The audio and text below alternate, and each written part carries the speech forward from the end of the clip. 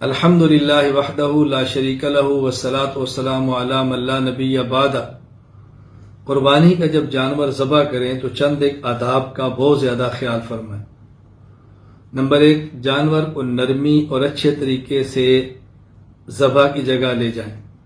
Number 2، ذبح کے وقت جانور کو خوب کھلایا اور پلایا ہو، بھوکا اور پیاسا نہ ہو۔ نمبر 3، گائے، بھینس، بکرے وغیرہ کو نرمی کے ساتھ لٹا کر منہ قبلہ کی طرف کیا جائے۔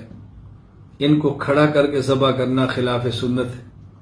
ہاں، اونٹ ہو اس کو کھڑا کر کے نہر کرنا یہ سنت کے مطابق ہے۔ نمبر 4، بڑے جانور کی ٹانگیں باندھ دیں۔ ہاں، البتہ دایاں پاؤں کھلا رکھے تاکہ جانور اس ٹانگ کو حرکت دے اور خون نکل جائے۔ نمبر 5، باوضو ہو کر دائیں ہاتھ سے ذبح کریں تو بہتر ہوگا۔ نمبر 6، تیز دھار والی چھری سے ذبح کریں۔ نمبر 7، ذبح کرتے وقت بسم اللہ اللہ اکبر کہیں۔ نمبر 8، 4 رگیں کاٹے، حلقوم سانس کی نالی، مرئی خوراک کی نالی، ودجین دوران خون کی 2 رگیں جن کو شارک کہتے ہیں۔